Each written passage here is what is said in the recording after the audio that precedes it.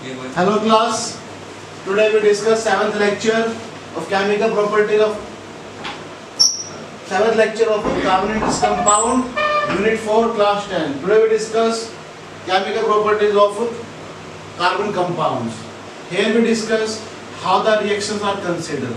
ठीक है, जब केमिकल रिएक्शंस करते हैं कार्बन कंपाउंड्स की तो किस तरह की रिएक्शंस को डिस्कस करते हैं, कैसी रिएक्शन जो है वो कंप्लीट होती है वो हम डिस्कस करने वाले हैं.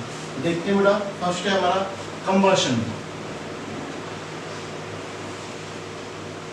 कंबशन माने बेटा जलाना, बर्न करना, है ना. जब हम लोग ऑर्गेनिक कंपाउंड यानी कार्बन कंपाउंड्स को बर्न करते हैं तो क्या मिलता है बेटा, हमें मिलता है carbon dioxide, water molecule, heat and light. Clear. ये सब क्या करते हैं, फूड प्रिपेयर करते हैं, या हमें हीट चाहिए होता है हम काम करते हैं. ठीक है बेटा. कार्बन डाइऑक्साइड चाहिए होता है फायर एक्सटिंग्विशर्स के लिए. ठीक है. और वाटर यूज करते हैं हम एनवायरनमेंट के अंदर सेटल कराने के लिए. तो हर एक पार्टिकल का अलग अलग जगह पर यूज किया जाता है. ये मेरी बात यहाँ पे तो देखते हैं एक बार. Combustion is known as burning, जलाना, है ना. The process of burning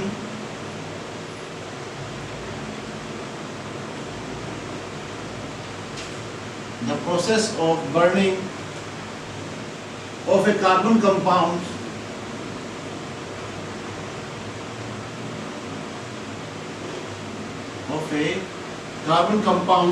in air to give क्या देगा बेटा हमें, carbon dioxide, water molecule, heat and light. ये सब्सटेंसेस जो हमें प्रोवाइड कराते हैं. क्लियर मेरी बात. यहाँ पे मैं एक बेसिक सा एग्जांपल ले लेता हूँ. CH4 क्या है ये, मिथेन. और एयर में क्या प्रेजेंट होता है, ऑक्सीजन. ठीक है बेटा. आप क्या करोगे, इसको हीट करोगे तो क्या मिल जाएगा बताओ, कार्बन डाइऑक्साइड. और कितने हाइड्रोजन है, 4 हाइड्रोजन है. तो क्या निकल जाएगा, 2 मॉलिक्यूल ऑफ वाटर. और क्या निकल जाएगा बेटा आपके पास, हीट. और क्या निकल जाएगा, ठीक है बेटा. ये पार्टिकल जो है मूव करते हैं. ये मेरी बात यहाँ तक. फिर हम बात करते हैं, जैसे एग्जांपल लेते हैं LPG. अब LPG में कौन कौन से ऑर्गेनिक कंपाउंड होते हैं, कार्बन कंपाउंड होते हैं, ब्यूटेन और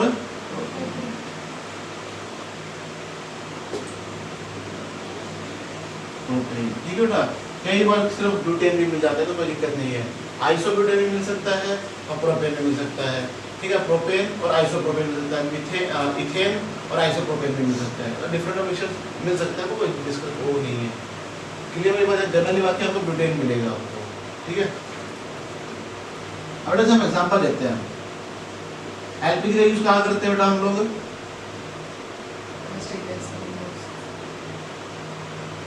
यूज फॉर कुकिंग फूड, है ना बेटा, करते हैं. सीएनजी का यूज कहाँ करते हैं, what is the full form of CNG, compressed natural gas. कहाँ यूज करते हैं बेटा इसका हम लोग, इन स्पेलिंग बोलेंगे व्हीकल्स की, VECHIVEHICLES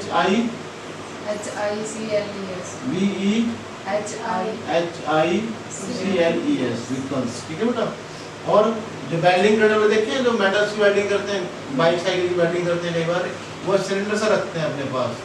ये एक होती है इलेक्ट्रिक वेल्डिंग, एक होती है गैस वेल्डिंग. जो गैस वेल्डिंग होती है उसमें क्या होता है, इथाइलिन होता है. क्या होता है, इथाइलिन. तो देखते हैं यहाँ पे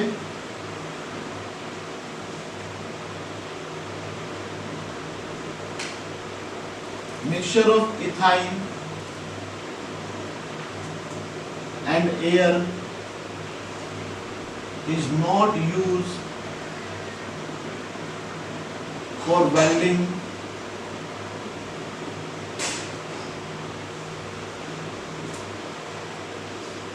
because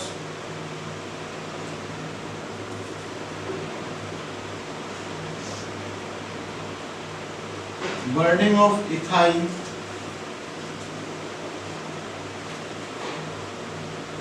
in air produces as a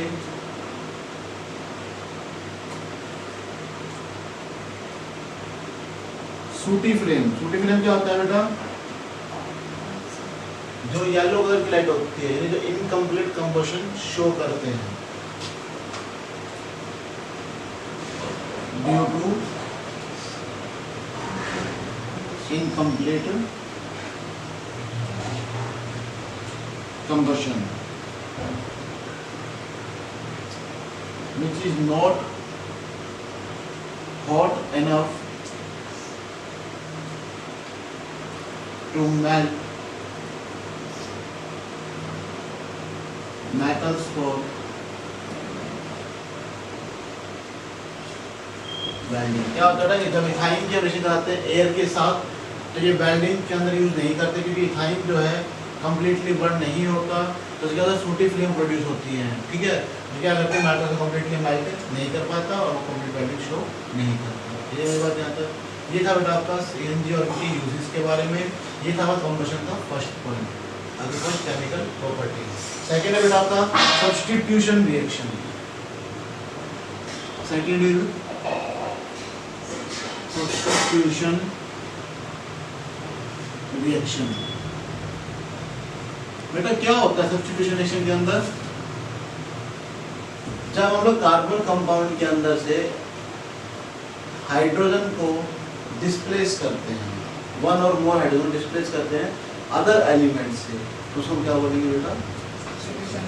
substitution reaction. Example लेते हैं, आप लोग बैठे हुए हो, ठीक है, मैं आप लोग इसको उठा के इधर उठा दो, इसको उठा के इधर उठा दो, डिस्प्लेस हो गई दूसरे की पोजीशन को चेंज कर दिया। ठीक है, that is known as substitution reaction. Clear मेरी बात? यहाँ पे देखते हो यहाँ पे the reaction in which one or more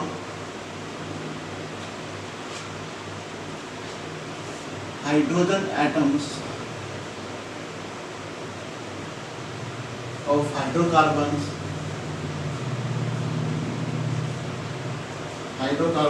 are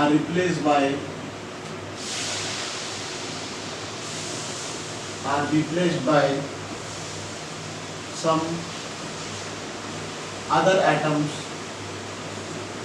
is called, क्या बोलेंगे? Substitution reaction. एग्जाम्पल ले लेते हैं बेसिक सही। आपके पास क्या है? CH4 है। क्लियर मेरी बात? यहाँ पे लेजर है, क्या हो जाएगा? Cl2 के साथ रिएक्शन करा देंगे, करा दिया हो गया ना बेटा? तो क्या दिखाई दे रहा है यहाँ पे आपको? CH3Cl प्लस में HCl। ठीक है, मैं सिंपल सा लिख दिया। इसको बोलेंगे मीथेन। ठीक है, इसको बोलेंगे हम लोग क्लोरीन, इसको बोलेंगे हम लोग मिथाइल क्लोराइड या फिर क्लोरोमीथेन, और क्या बन गया? Hydrochloric acid. ठीक है बेटा, अब ये तो कैसे ट्यूटर कैसे बना, ठीक है, पूरा एक कंसेप्ट लेके चलेंगे। हमारे पास क्या है? CH4 है, तो कितने हाइड्रोजन जुड़े हुए बेटा? 4 हाइड्रोजन जुड़े हुए हैं। क्लियर मेरी बात? Cl2 में क्या लिख सकता हूँ? Cl बॉन्ड Cl, लिख सकता है, लिख सकता। अब हमें क्या दिखाई देगा? क्या दिखाई दे रहा है आप लोगों को यहाँ पे? कि इसका जो H है तो क्या करेगा? इस क्लोरीन से बॉन्ड बना लेगा और क्या निकल जाएगा डायलो करके? HCl, और ये क्लोरीन क्या करेगा? सीधा इसमें बॉन्ड पे अटैक करेगा, यानी इस कार्बन पे अटैक करेगा, क्या निकल जाएगा यहाँ पे? CH3। चलिए मेरी बात यहाँ पे, ये बॉन्ड जो है ऐसे टूट के रिएक्ट करते हैं, इस तरह से डिस्प्लेस किए जाते हैं। चलिए मेरी बात ऐसे उसमें यहाँ तक। ये था बेटा आपका सब्स्टिट्यूशन रिएक्शन। उसके बाद थर्ड है हमारा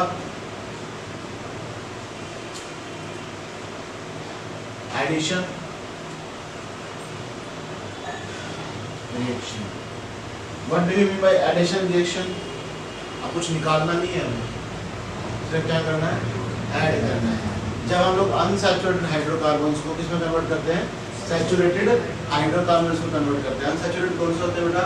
अल्कीन और अल्काइंस। ठीक है बेटा, जो इन और आइंस को शो करते हैं, उन्हें किसमें कन्वर्ट करेंगे? सैचुरेटेड यानी कि अल्केन्स के अंदर अपन क्या बोलते हैं? एडिशन रिएक्शन बोलते हैं। मेरी बात यहाँ पे देखते हैं एक बार।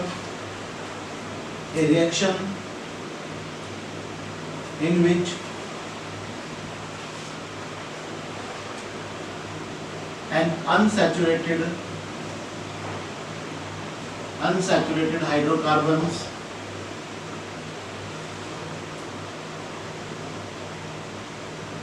a reaction in which unsaturated hydrocarbons react with other elements and convert into saturated hydrocarbons. देखेंगे बेटा यहाँ पे combine with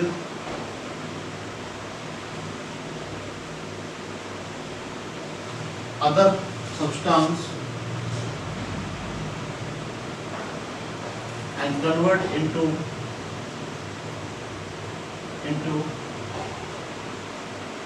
saturated hydrocarbons is known as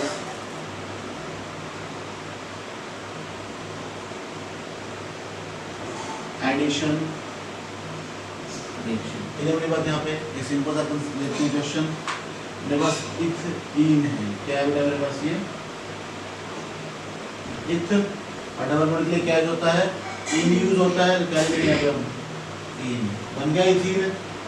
ये इथीन क्या होगा अनसैचुरेटेड हाइड्रोकार्बन होगा. चलिए मेरी बात यहाँ पे हमें किसमें कन्वर्ट करना है इसको सैचुरेटेड हाइड्रोकार्बन. क्या ऐड करेंगे बेटा डाई हाइड्रोजन जोड़ा देंगे. क्या करवा दिया मैंने इसका डाई हाइड्रोजन के साथ. क्लियर मेरी बात यहाँ पे. और किसकी वजह से बेटा इन द प्रेजेंस ऑफ निकल कैटलिस्ट. ठीक है बेटा. क्लियर मेरी बात यहाँ तक. तो क्या कर देंगे स्लाइटली हीट कर देंगे. फिर से वही बात आपको पता है कि एक बॉन्ड जो है ना कितने इलेक्ट्रॉन से का बनता है बेटा 2 इलेक्ट्रॉन से का बनता है. एक बॉन्ड कितने इलेक्ट्रॉन से का बनता है 2 इलेक्ट्रॉन से का बनता है. क्लियर मेरी बात यहाँ पे. तो आप देखेंगे यहाँ पे कि हाइड्रोजन जो है कितने हाइड्रोजन बने हुए हैं 2 हाइड्रोजन बना हुआ है. एक हाइड्रोजन क्या करेगा इस इलेक्ट्रॉन पर अटैक करेगा और एक हाइड्रोजन इस पर अटैक करेगा इस इलेक्ट्रॉन पे. करेगा नहीं करेगा करेगा ना बेटा. तो क्या बन जाएगा यहाँ पे CH3 सिंगल बॉन्ड हो गया नहीं हो गया. एक हाइड्रोजन इसके पास चला गया एक हाइड्रोजन इसके पास चला गया and they forms saturated hydrocarbon. क्या बन गया आपके पास इथेन बन गया. बन गया नहीं बन गया. दोबारा देखेंगे एक बार इसको. आपके पास क्या है CH2 डबल बॉन्ड में लिख देता हूँ इलेक्ट्रॉन शो कर देता हूँ यहाँ पे. और क्या होता है बेटा यहाँ पे CH2 react with H2. H2 का मतलब H1 और H प्लस क्या है एक इलेक्ट्रॉन होंगे नहीं होंगे.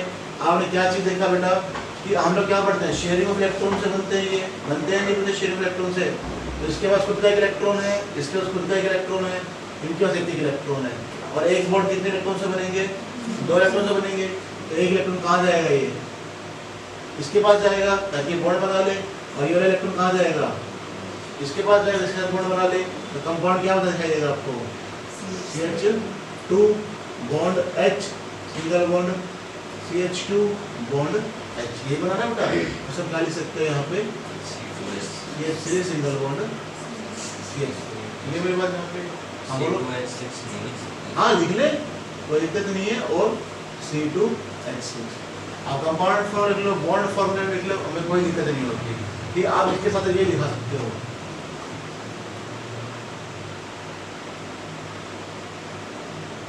ये भी दिखा सकते हो ये मीथेन ही है.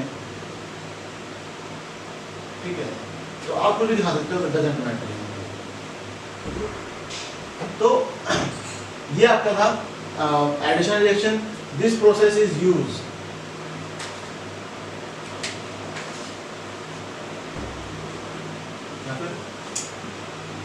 this process is known as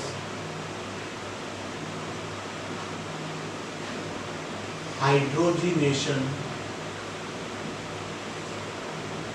reaction. क्या बोलते हैं प्रोसेस को हम लोग हाइड्रोजनेशन रिएक्शन बोलते हैं. क्वेश्चन आ जाएगा what do you mean hydrogenation reaction. क्या लिखोगे when unsaturated hydrocarbons converted into saturated hydrocarbons with hydrogen in the presence of nickel catalyst. Clear मेरी बात यहाँ पे. उसको क्या बोलते हैं हाइड्रोजनेशन रिएक्शन. सभी में ये निकल यूज होगा. हाँ जी. इसको हम लोग बोलते हैं वेजिटेबल ऑयल से क्या किसमें कन्वर्ट करते हैं? वेजिटेबल ऑयल टू वेजिटेबल घी में कन्वर्ट करते हैं। ठीक है बेटा, आप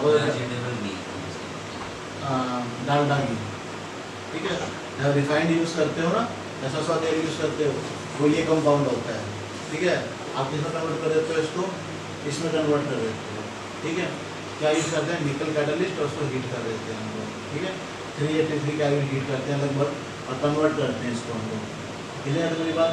ये आपका क्या होता है? हाइड्रोजनेशन प्रोसेस होता है, ठीक है। बट जो आपके पास वेजिटेबल ऑयल होता है,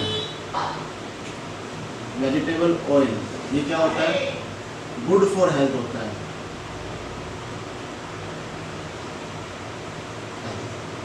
ठीक है बेटा, आप जैसे सरसों तेल यूज करते हो, ऑलिव ऑयल यूज करते हो, ठीक है, या अरंडी का तेल आता है वो यूज करते हो। तो डिफरेंट जो ऑयल्स हैं वो बेस्ट क्वालिटी के होते हैं। जैसे बादाम का तेल यूज करते हैं कोई, ठीक है, या मूंगफली का तेल यूज करते हैं खाने के अंदर, तो वो अच्छी क्वालिटी के ऑयल होते हैं। और उससे क्या होता है कि बॉडी के अंदर बीमारियां कम से कम होती हैं, क्योंकि कोलेस्ट्रॉल नहीं बढ़ता बॉडी के अंदर। तो क्या करेगा, हमारी बॉडी को मेंटेन रखेगा और ऐसे हार्मफुल इफेक्ट शो नहीं होते। बस हम यूज करते हैं vegetable ghee. Vegetable ghee is not good for health. Health के लिए बिल्कुल भी अच्छा नहीं होता, क्योंकि कोलेस्ट्रॉल ज़्यादा प्रोड्यूस करता है। ठीक है, जब देसी घी हो, ठीक है, देसी घी एज कम्पेरिजन टू इसकी काफ़ी अच्छा होता है एज कम्पेरिजन टू वेजिटेबल घी, ठीक है। रिफाइंड ऑयल भी अच्छा नहीं होता, क्योंकि रिफाइंड का क्या होता है? रिफाइन करना। अब सरसों जब बार बार रिफाइन करते रहो क्या हो जाएगा? हीट करते रहोगे तो लास्ट में क्वालिटी बचती है वो क्या होता है? बैड क्वालिटी होता है, ज़्यादा अच्छी क्वालिटी का नहीं होता। फिर उसका यूज़ करते हैं लोग, यूज़ करते हैं कि कोलेस्ट्रॉल ना बढ़े हमारी बॉडी के अंदर। लेकिन वो क्या होता है, टाइम के हमारे जो जॉइंट्स होते हैं पेन करना स्टार्ट करते हैं, ठीक है। तो इस तरह से वेजिटेबल घी का इफेक्ट करता है हमारी बॉडी के अंदर। तो ये जो आपके हाइड्रोजन प्रोसेस हमारा थर्ड था, एडिशन रिएक्शन, ठीक है। और डिस्कस करते हैं यहाँ पे अल्कीन्स और अल्काइंस हैं, इसकी डीक्लोराइजेशन के बारे में यहाँ से नोट डाउन करेंगे, फिर आगे चलता हूँ।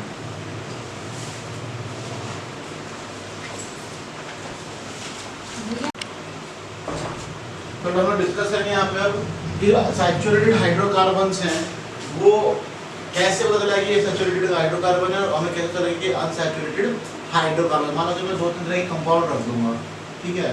अब कैसे डिस्कस करोगे कि सैचुरेटेड है या अनसैचुरेटेड है, या अल्केन है या अल्कीन है या अल्काइंस है, ठीक है ना। देखते हैं यहाँ पे हम लोग note all the unsaturated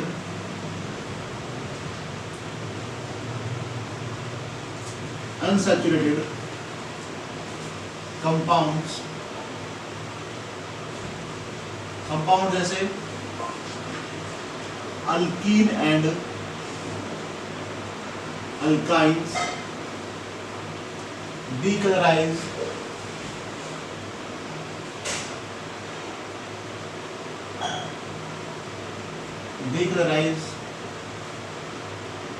bromine water. क्या बेटा, हम क्या करते हैं?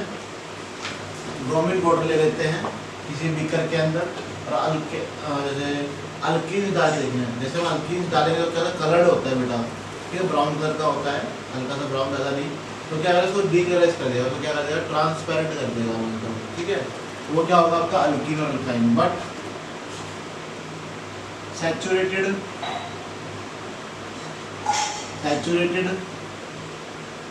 compounds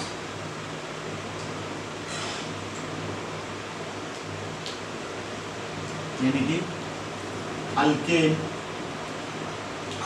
is not decolorize the bromine water, ठीक है बेटा।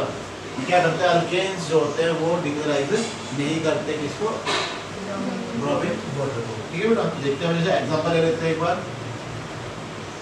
क्वेश्चन मिल जाता है यहाँ पे आपका,